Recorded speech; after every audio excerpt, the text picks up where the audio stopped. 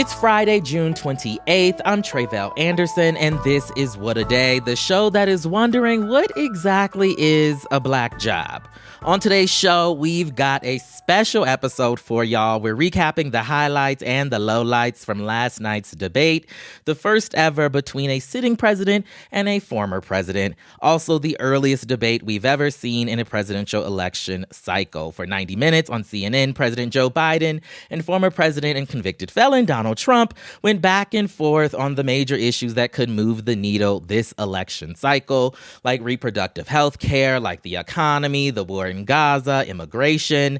I have two guests joining me to break it all down.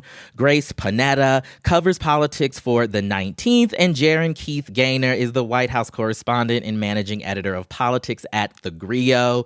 Grace, Gerren, thanks for being here. Welcome to What a Day. Glad to be here. Thank you for having us. Absolutely. So before we jump into it, I have to do a wellness check. How are y'all doing after that 90-minute experience that we all just had? I'll start with you, Grace.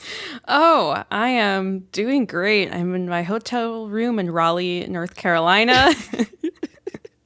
Yeah, I drove back after watching the debate at the North Carolina Democratic Party headquarters. Definitely an interesting way to experience it. How was that? How was the mood in the room there? It was really energetic before the debate. People were very excited, and then the mood started to turn as the debate went on. But shortly after it was over, a lot of the people who were there got on a bunch of big chartered buses to go to the airport where I believe Biden is flying in for his rally on Friday afternoon. But people, were still in it, still with the Biden cause, but it was definitely kind of a more dampened mood than before the debate started. Gerren, what about for you? How did you experience the debate? I think we all had to make a collective woosah after that debate. It was a long debate. And as you mentioned, it was a very historic debate, not only because it was the first time we saw a sitting president and a former president debate, but also because we had the two oldest candidates stand up for 90 minutes. And I think that age was palpable in this debate. Mm-hmm. And it was, I don't really have the right word to describe the debate, but it certainly was important for American voters to see the candidates on record, live in action. I'm curious to see what the polling shows after last night's debate. Absolutely. We're going to get to that age thing in just a moment. Don't you worry. I do want to start, though, by noting that Donald Trump said a whole lot of lies during the debate. And our wonderful friends over at CNN said ahead of it that they weren't going to be fact-checking in real time for various different reasons. I want to ask, I'll start with you, Gerren. How do you think that worked out for them, for us as the viewing public, and how much of that perhaps helped Trump in what we saw? Donald Trump told a lot of lies, to be clear. I think if Tapper and Bash took so much time fact-checking him, we wouldn't have been able to really get through the entire debate because that's how many times we've heard a lie from Trump during the debate. There were just so many. I mean, I think about the January 6th and putting the blame on Nancy Pelosi, for example, when we know that she had no authority to approve National Guard to come to D.C., he had the power. And so there were times where I wanted to see the moderators jump in there because the president didn't fact check Trump enough, I don't think. And so I think it would have been helpful, but ultimately they had 90 minutes and it would have gone on for another 90 minutes if they took that time trying to go back and forth, trying to fact check Trump in real time. Yeah, Grace, I feel like my timeline was all reacting to the fact that Trump was getting away with all of these lies. What was your take on the moderation, the lack of fact-checking? Jake Tapper and Dana Bash, they really did the best job they could moderating the debate under the circumstances. I don't think that it would have been reasonable or feasible for them to also do live fact-checking and moderating.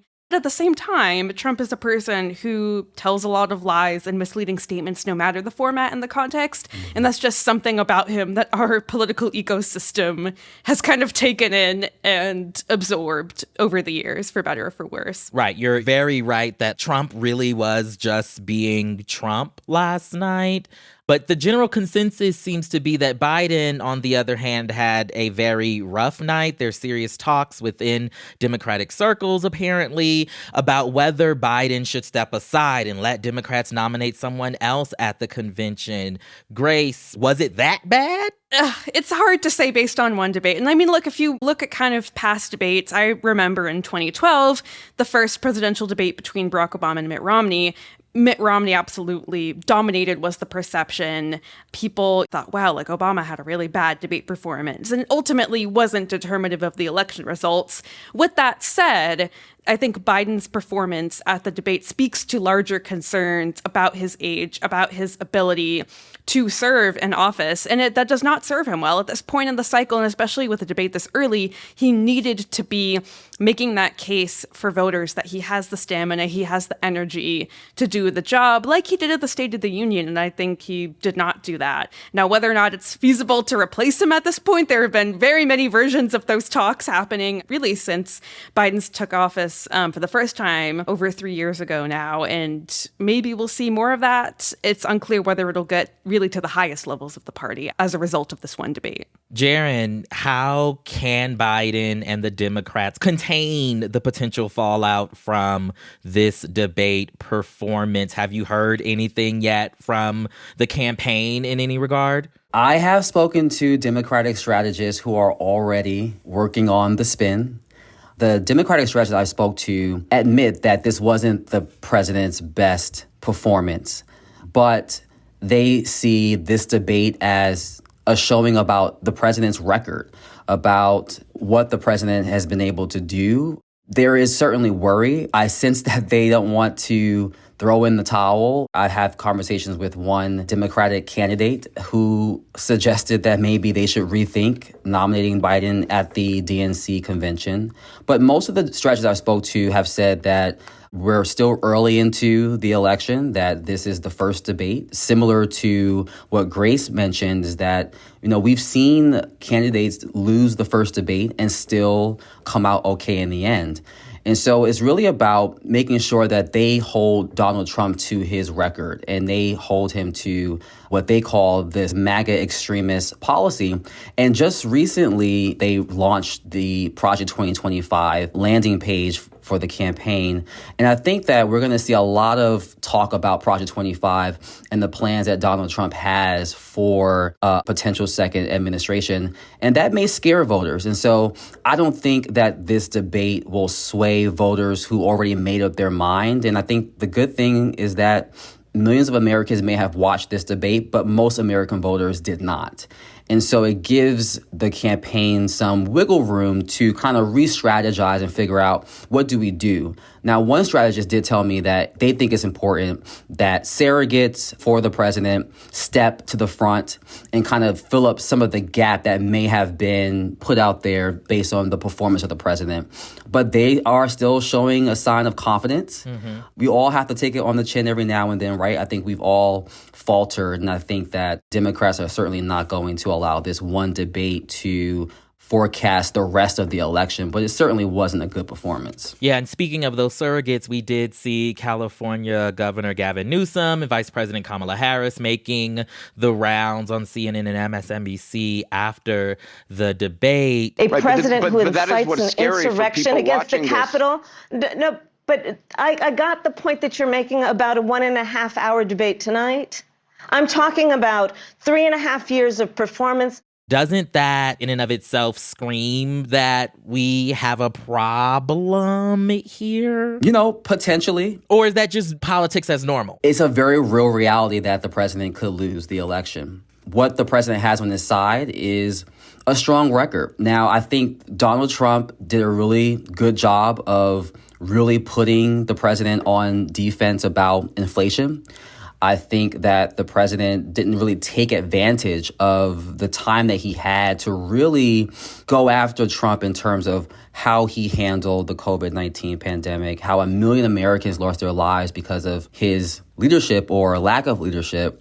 I think the president has to lick those wounds, if you will, see where he could have been stronger in making the case against Donald Trump.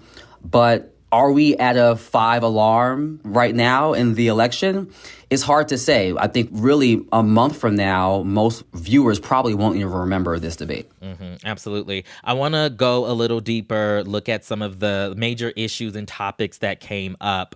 Grace, we've already mentioned that Trump was basically being Trump. He tried to tie almost every single answer he gave to immigration, whether or not that was the question that was posed to him. But in an election, right, where immigration and the economy are these two major top issues, was that savvy on his part, or do you think voters will see through it? Yes, savvy in the sense that these are the issues that he would like to talk about. However, at other points during the debate, he kind of like went off the rails. Like he had an opportunity to give an answer about childcare, which is a topic that myself and other colleagues at the 19th were very excited to hear the moderators ask about. And he kind of went off the rails. Did you fire anybody? Did you fire anybody that's on the border? That's allowed us to have the worst border in the history of the world? Did anybody? There was so much of that debate spent talking about that Atlantic story about Trump's reported comments about troops who died in the line of combat. So much back and forth on stuff that was not relevant even to the issues that Trump himself wanted to highlight.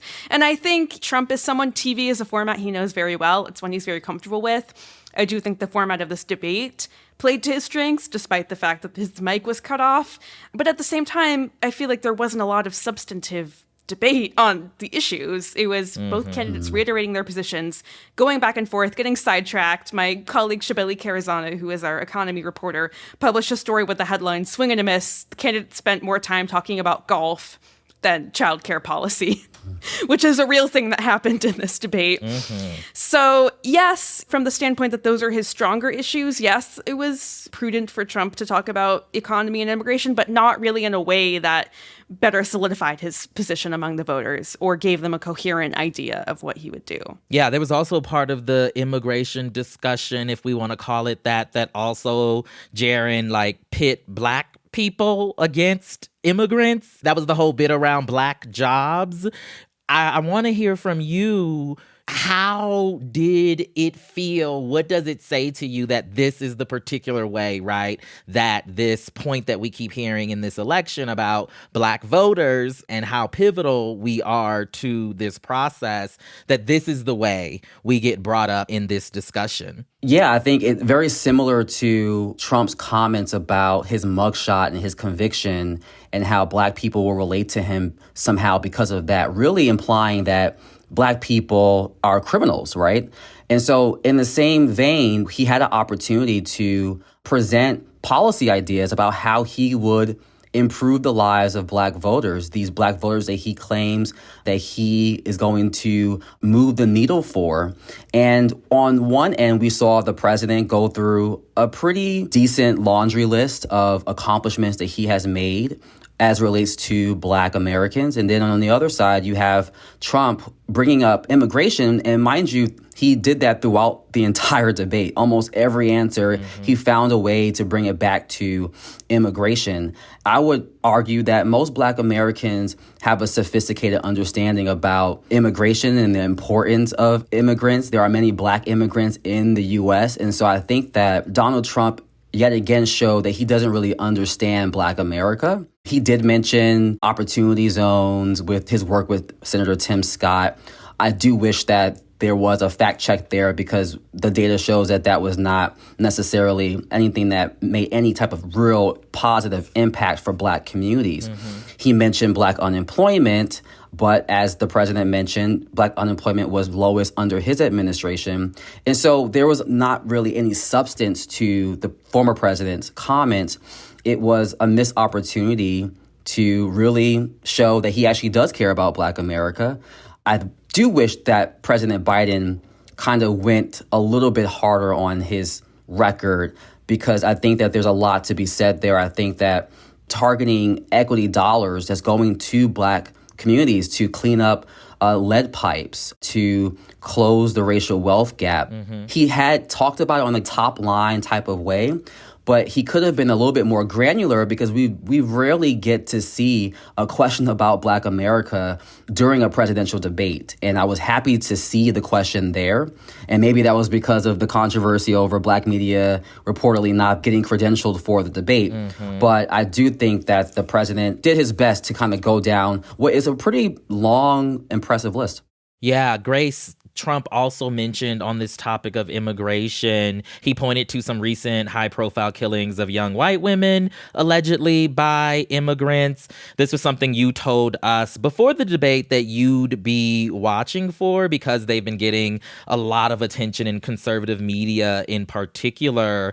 I wonder what you heard when you heard him bring that up, right? Why are these killings significant, at least to Trump and conservatives, in regards to immigration? Yeah, I think it's similar, to the same thing about pitting Black Americans against immigrants in terms of employment and jobs. It's the same notion of the innocent white woman versus like the scary immigrant. And we know from the data that immigrants are not more likely than natural-born U.S. Americans to commit violent crimes. Yet, of course, the Trump campaign is seizing on some of these tragic cases to kind of make this broader anti-immigration argument. So that really wasn't that surprising. What really stood out is on Biden's answer on abortion, arguably one of his strongest issues. I was very surprised to hear him talk about immigration in that answer.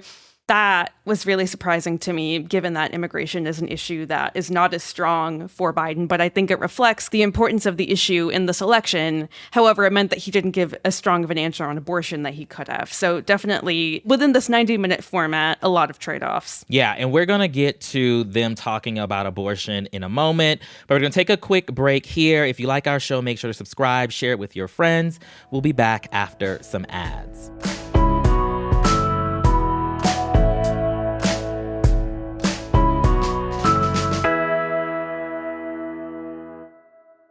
What a Day is brought to you by Vuori.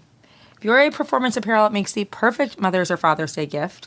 Everything is designed to work out in, but it doesn't look or feel like it, and they're incredibly comfortable and cute and just the perfect thing to wear when I'm working from home or out and about, mostly at home because I'm not out and about. Yeah. I will say I did not know clothes could be...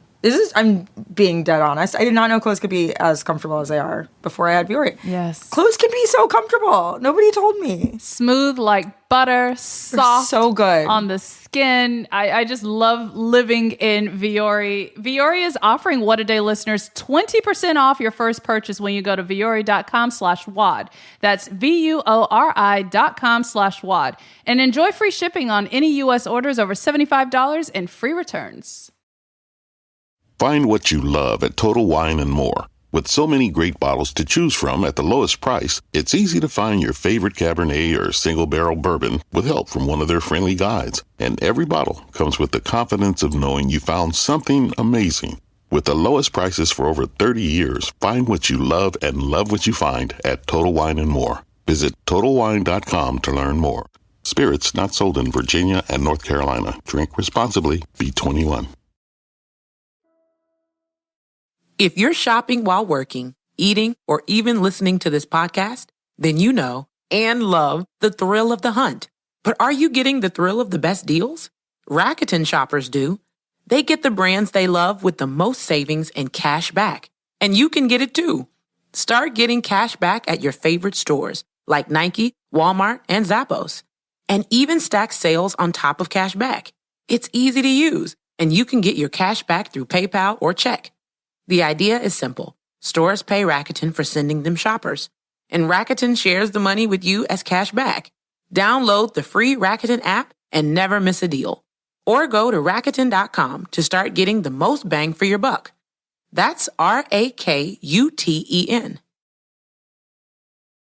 We are back with Grace Panetta, who covers politics for the 19th, and Gerren Keith Gaynor, White House correspondent and managing editor of politics at the Grio, recapping last night's debate. right before the break, Grace, we were talking about how the candidates talked about this major issue, right, of abortion, reproductive justice. It's been a centerpiece of Biden's reelection campaign, one that has propelled Democrats to electoral successes in the last 2 years. Did his messaging land during the debate for you? Yeah, I mean, for the Democrats and for President Biden, abortion has been an issue that has really been a leading one for them, especially since the Supreme Court overturned Roe v. Wade 2 years ago. And if you remember back to the first times Trump and Biden debated almost 4 years ago now, abortion wasn't really a big issue. It came up maybe once in one of the debates in the context of Amy Coney Barrett's nomination to the Supreme Court. But now it has really taken center stage in politics. And in the context of this presidential election, leading up to the debate, the Biden team was sending out a lot of surrogates around the country talking about this issue. From Trump, we kind of got the standard fare of, I want to send it back to the states. He made a lot of false and misleading claims, saying that most legal scholars wanted to see Roe v. Wade overturned. A lot of really egregiously false claims and just straight up lies about abortions after birth and up to the point of birth, and that being what Democrats support. And I think for Biden, given that this is one of his stronger issues, it's one where he's had quite an evolution throughout his career. It really was a big opportunity for him to really go in and highlight that and continue this message his team has been making, which is these abortion bans are a result of Trump's administration and him appointing this conservative majority on the Supreme Court, one of the promises he kept from his 2016 campaign. And instead, Biden started by saying, yes, these abortion bans are terrible, and then kind of segueing into immigration in a way that didn't really make sense and didn't really land for me. And then later he had another kind of clunky answer where he was like, well, I support Roe. And in Roe, there were 3 trimesters. And the first is just between a woman and her doctor. And then like the second, the state can get involved. It just definitely not soundbite material for sure. And also not really in the kind of language of electoral politics that mobilizes people, that fires people up, especially on an issue that's been so mobilizing to his base. So I think to the extent that it matters at all, it was a big missed opportunity. And we'll see if he kind of course corrects a bit in his remarks here in North Carolina later today. Gerren, any thoughts to add on how either candidate responded to the questions around abortion? It really was a layup for the president to really hammer Trump on abortion, because we know the polling shows that most Americans support abortion, support Roe. And I think the president was right on the message. I think how he delivered it was perhaps maybe not as strong. I think that he definitely had an opportunity to counter Trump when he mentioned late-term abortions, and he didn't mention the fact that these are very extremely rare instances, and he just kind of let Trump go with that narrative. And I think that that was unfortunate. I cover the vice president pretty often, and I think it really shows that the vice president's clearly the better communicator on this issue. I think that she does that brilliantly. She is a woman, and she has been talking to women about this issue, but so has the president. I think the president has been traveling around the country talking to women about how they've been impacted by abortion. I think that that was an opportunity to really give a face to this issue that many women and young women are going through right now, and talking to the fear and anxiety that they have. He sort of touched on it, but again, I don't think that it was as strong as it could have been. Yeah, I want to jump to another topic, which was foreign policy, particularly the war in Gaza, the war in Ukraine also came up. There was a weird comment with Trump calling Biden a Palestinian that was wild. He's become like a Palestinian, but they don't like him because he's a very bad Palestinian. He's a weak one. Not something that I expected. Gerren, what was your response to how they, addressed foreign policy in many ways? Yeah, the calling Biden a bad Palestinian was not what I had on my bingo card. I'm still not sure what he really meant by that. Thinking about Black and young voters who feel really strongly about the Israel-Hamas war in Gaza, I don't think that either candidate really said anything that put them at ease. I do think that based on their response, it became clear that the sitting president is probably the best to lead on this issue, but it fell flat. it really fell flat. The president did mention his 3-step plan to get to a permanent ceasefire. He hit the talking point, but I don't think that it was enough to really move the needle in terms of just the national and really global outrage that is happening. I don't think there was a lot of room talked about the mass amount of Palestinian lives that have been lost due to this war. But I think that Trump showed that he is probably not the best person to lead on this issue. Grace, Trump said that he gonna solve all the problems with a blink of an eye, basically, okay? Which, I guess passes as foreign policy these days. I don't even know what to say about that. Foreign policy is something that Biden has decades of experience with. He was a former chairman of the Foreign Relations Committee when he served in the Senate. But Trump, coming into office with someone with no foreign policy experience, had some notable things happen in his tenure, which he mentioned, the killing of General Soleimani in Iran, some of what happened also with our relationship with Israel and with Saudi Arabia. Didn't really come away with anything new from that back and forth on foreign policy from either of the candidates. I think that actually was some of Biden's stronger moments. I think him talking about the U.S.'s role in preserving kind of the global order of democracy, the importance of NATO. These are things he really, really cares about and has for decades. And I think those were kind of his stronger rhetorical moments for whatever that ends up being worth. Mm-hmm.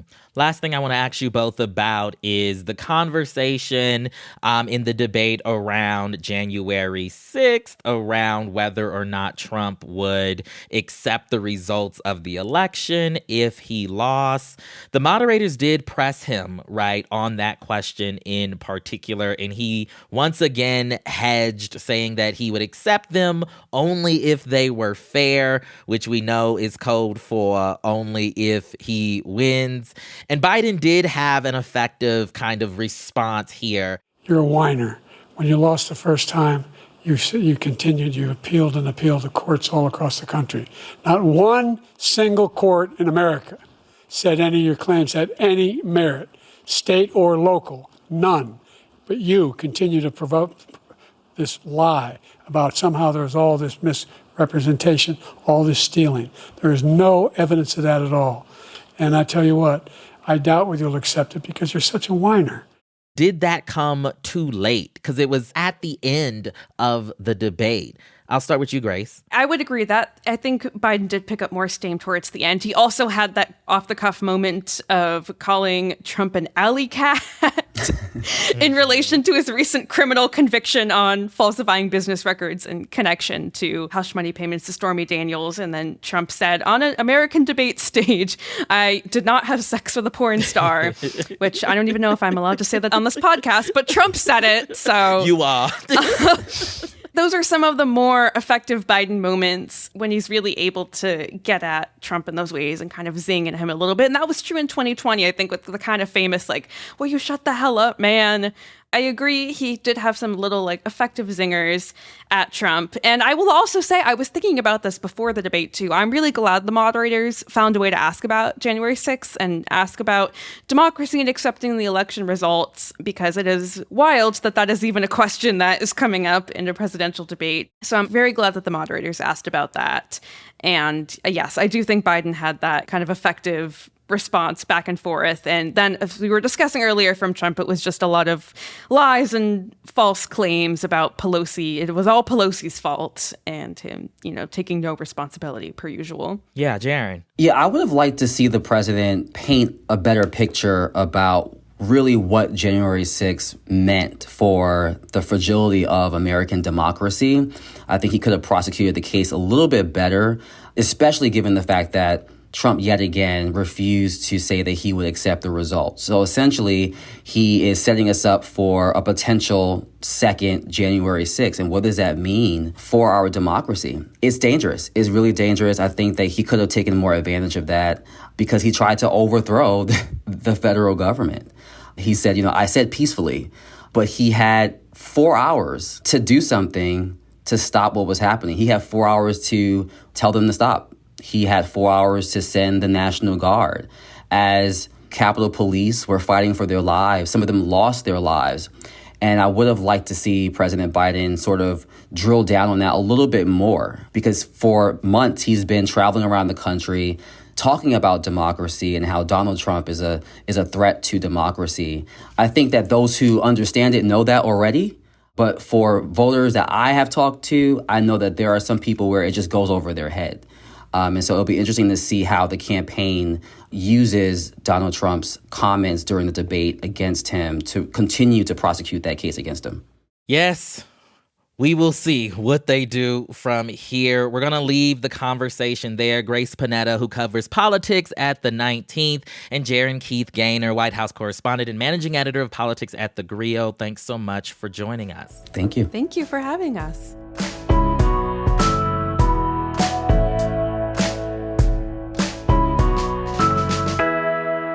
One more thing before we go. If you want even more debate analysis, check out the latest episode of Crooked's subscriber-exclusive series, Polar Coaster. Host Dan Pfeiffer is joined by political communications expert Liz Smith to break down the state of the presidential race and how debates can shape a candidate's narrative.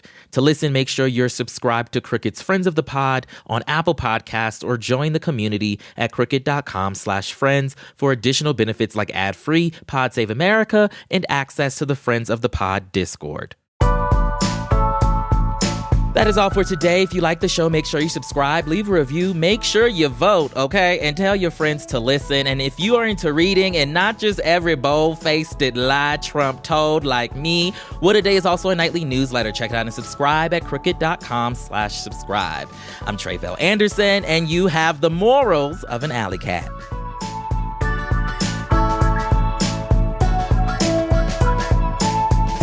What A Day is a production of Crooked Media. It's recorded and mixed by Bill Lance. Our associate producers are Raven Yamamoto and Natalie Bettendorf.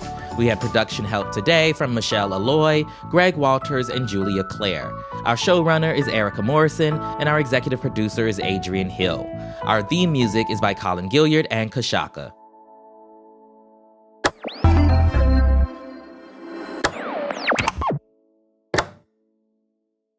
Find what you love at Total Wine & More. With so many great bottles to choose from at the lowest price, it's easy to find your favorite Cabernet or single-barrel bourbon with help from one of their friendly guides. And every bottle comes with the confidence of knowing you found something amazing. With the lowest prices for over 30 years, find what you love and love what you find at Total Wine & More. Visit TotalWine.com to learn more. Spirits not sold in Virginia and North Carolina. Drink responsibly. Be 21. If you're shopping while working, eating, or even listening to this podcast, then you know and love the thrill of the hunt. But are you getting the thrill of the best deals? Rakuten shoppers do. They get the brands they love with the most savings and cash back. And you can get it too. Start getting cash back at your favorite stores like Nike, Walmart, and Zappos. And even stack sales on top of cash back. It's easy to use, and you can get your cash back through PayPal or check.